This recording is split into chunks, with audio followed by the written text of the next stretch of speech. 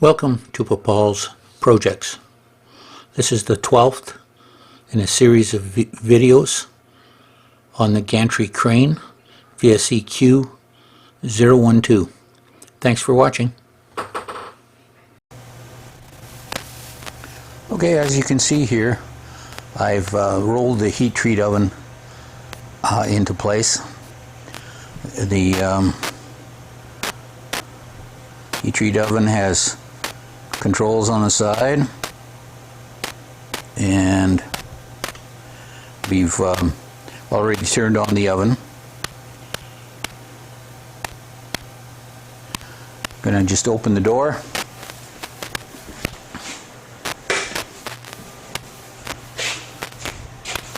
And you can see the heating elements are already starting to heat. We've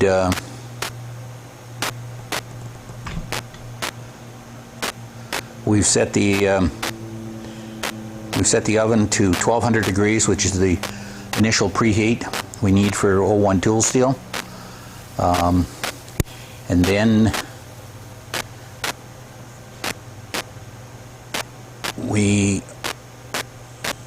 I'll just close the door and come around to this side,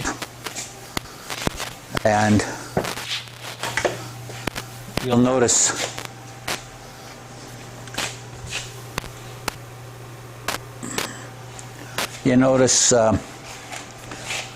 right here we have a nitrogen bottle with a regulator, a flow regulator, and the bottle is connected through this fitting, and we use the nitrogen to purge the chamber while the parts are being heat treated. It provides for an inert gas to reduce the amount of carbon buildup on the parts and oxidation of the parts during heating. So the process here is we set the oven to 1200 degrees, get it up there. When the oven reaches the 1200 degrees, we'll hear a relay clicking in and out, and that's our signal to then place the parts that we made in the oven. As you recall, these are the pieces that we're going to heat treat. These are the pins for the anti-rotation lock that we were talking about the other day. There's two of them. I place them in this tray, and then I will, at 1200 degrees, place them in the oven. I will also turn on the nitrogen at that point, and then set the oven for 1575. And that's the temperature that we're going to bring the parts up to. Once the parts have reached 1575, we will take the parts out of the oven fairly soon. We don't need to have them soaked because they're small parts. We're not worried about them having a differential in temperature between the inner core and the outer surface of the part.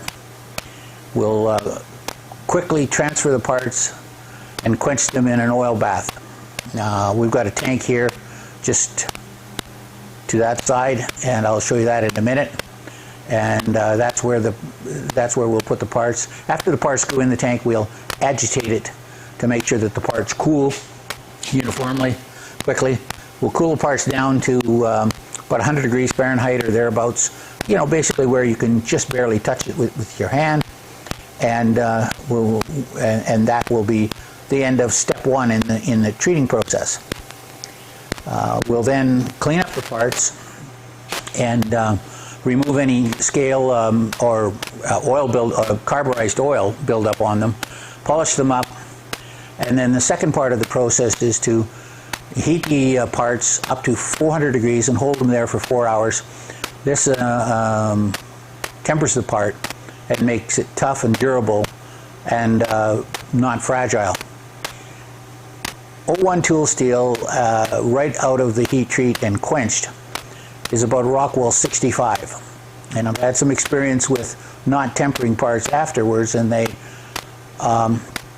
can shatter pretty quickly with If it's a screw with a little bit of excessive torque, and we don't need that. We want these pins to be durable so they'll resist shearing, and we want them to be tough so they won't mark. And when we're finished doing the temper, it'll be the pins will be around Rockwell 55. Okay. The other point is that I'm probably going to temper these in my wife's oven at home. She's got a good timer and the temperature is well regulated, and I'll do it while I'm watching TV later tonight or tomorrow. She already expects this because I've done this a couple of times already. Okay, we'll shut you off and we'll come. Oh, just before we do that, I'm going to turn the camera onto the tank.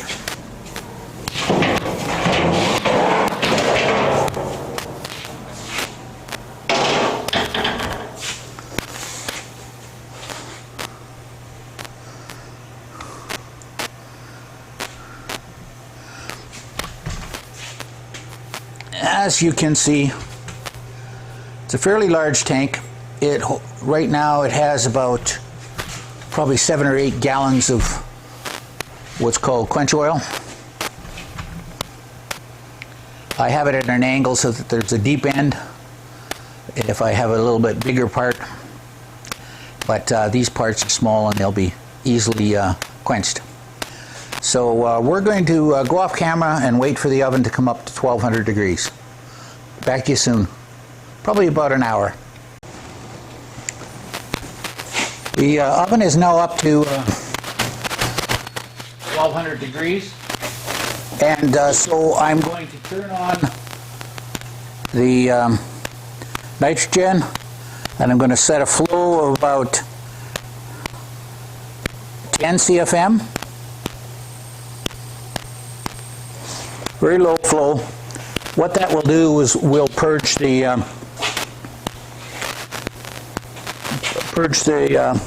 tank. So what I'm going to do now is put on a face shield and some protective gloves, and we're going to open the oven and let you see inside, and you can see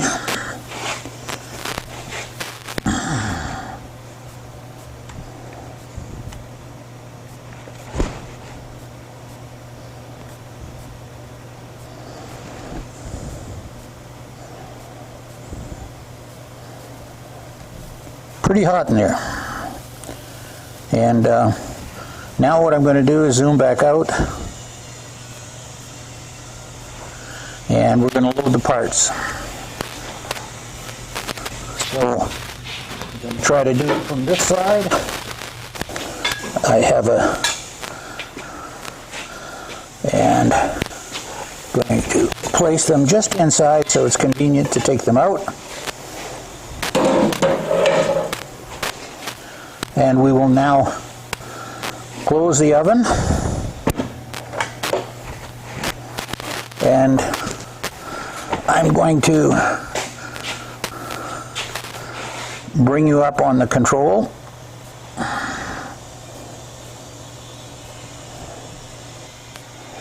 Okay, we'll try that.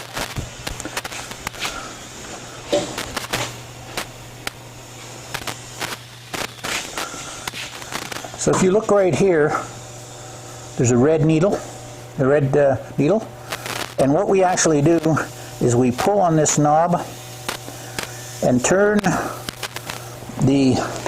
I'm not sure if you can see it, but there's an arrowhead right there, and we're wanting to turn that to 1575. So what we're going to do now is simply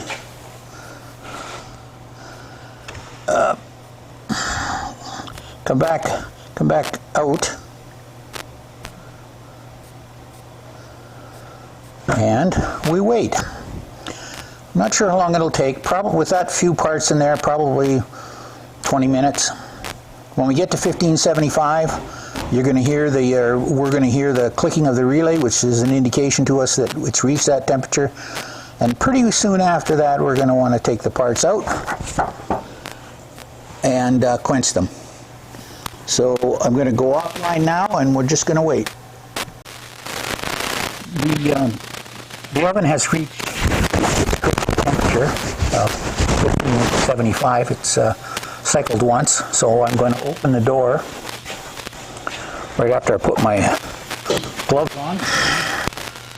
You just heard the click there, the relay. I'm going to open the door, and you're going to see how warm it is inside. I'm going to zoom in.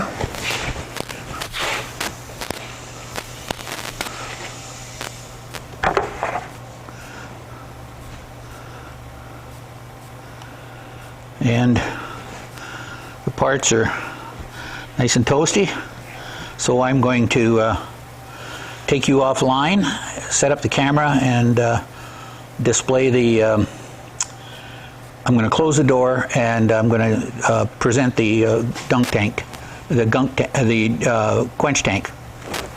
Okay, so here we go. We're going to open the oven, catch the parts. Everything is pretty hot, as you can see.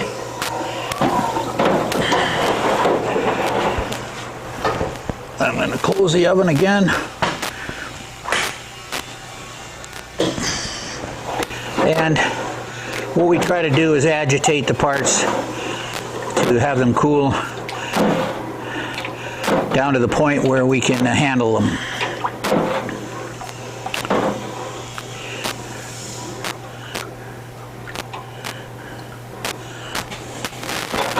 As I said, there's about 7 or 8 gallons of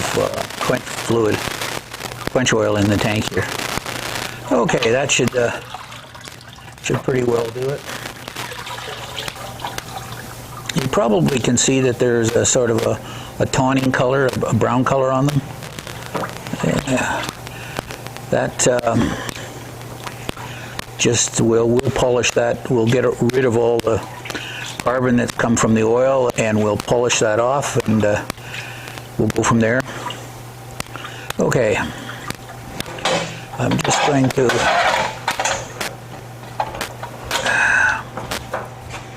bring this out here.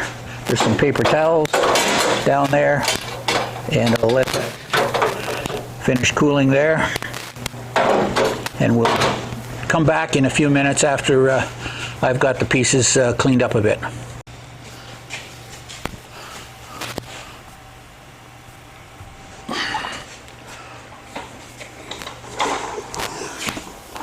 Okay, we're back here now, and this is after heat treating. You can see there's a bit of a brown stain on them. I've blown them off with air just to get the oil and carbon off, and it came right off pretty good. So what I'm going to do is just simply use a Scotch-Brite pad, and that'll take off the majority of it. Good enough for the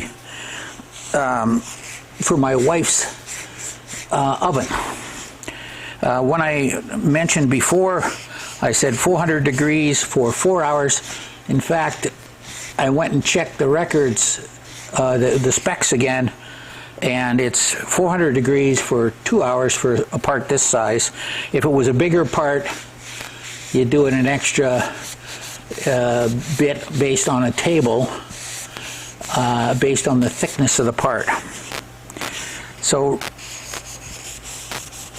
here's one part, just cleaned up a bit. I'll blow it off with air again. Okay. So I also have a piece from a prior project. This is part of the steady rest that I made, and you'll see that there's a bit of a, well, it's not so much a blue color anymore. It's been sitting around for a few weeks, about a month. This piece was again made out of 01 tool steel. It's the adjusting pin for the steady rest rollers. I haven't shown you this. I made this steady rest before I started producing videos. I actually made a couple of these, and in the process of, and I did not temper them, and in the process of trying to torque this in, I had a 3/8 deep socket and a 1/4 drive ratchet on here, and the thread was a little tight, and I over torqued it, and this just sheared off in a spiral break. So I'm guessing that it only took about 30 or 40 pounds of torque, and I broke it off, and that was a perfect example of how brittle this is. Very, very hard, but brittle. So the tempering process that we're going to do on these pins after maybe this evening are going to bring the rock wool down from probably 65 right now. I've got a hardness tester, but it's sort of on the shelf, and it's not important for me to do it right now. But it'll take it down to about 55 to 58 after we temper it, which will give this end good shear resistance and good toughness. As I mentioned earlier, I was going to temper these at home, so I have placed them in the oven.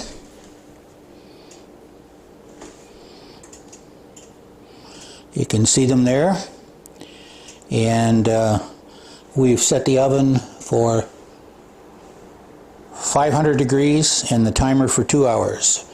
So we'll start the timer when it reaches the 500 degrees. And they're gonna just be happy in there. Thanks. We'll be back when you take them out. Okay. We're counting down, and we're coming up on 2 hours.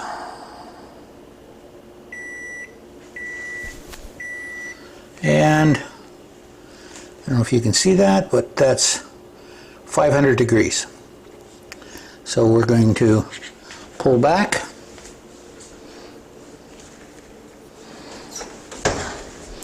And, ooh, it's a bit warm.